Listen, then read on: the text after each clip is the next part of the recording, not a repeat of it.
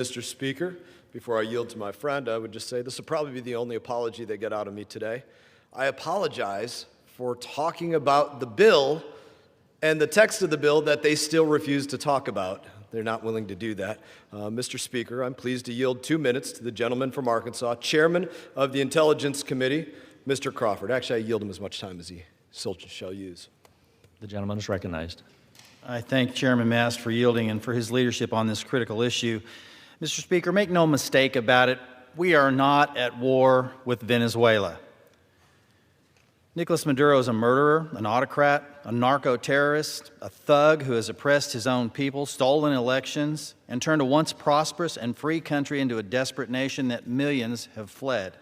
And most importantly, as for the action the United States took against him on January 3rd, he is a criminal, an indicted fugitive from U.S. justice. My colleagues on the other side of the aisle have demanded Maduro's removal for years.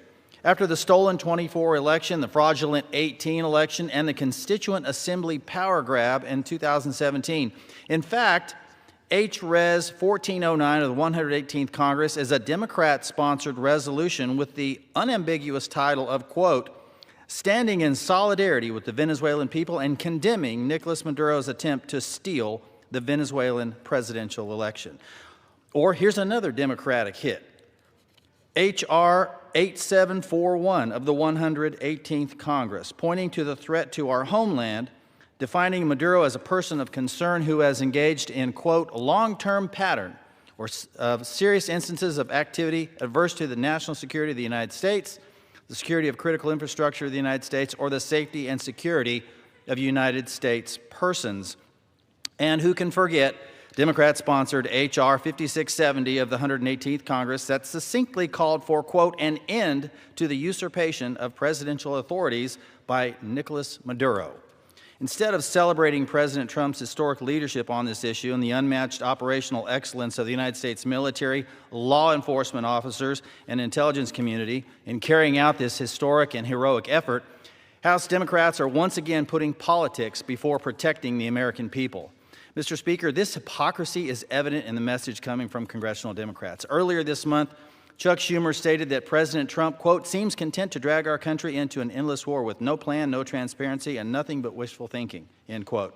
Nothing could be further from the truth. Operation Absolute Resolve was a masterfully, meticulously planned law enforcement operation supported by the U.S. military.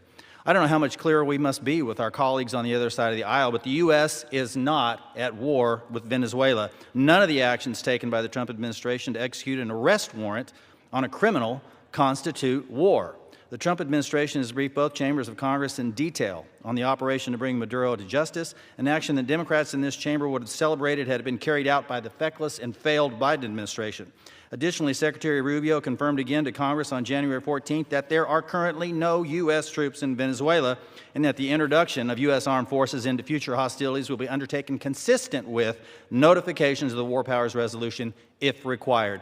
Mr. Speaker, the hypocrisy of House Democrats is palpable this afternoon in this chamber. I urge each of my colleagues to vote down this deeply flawed resolution and instead thank President Trump for continuing to take historic action to place the safety of American people first. I thank Chairman Mast for his partnership and leadership and yield the balance of my time.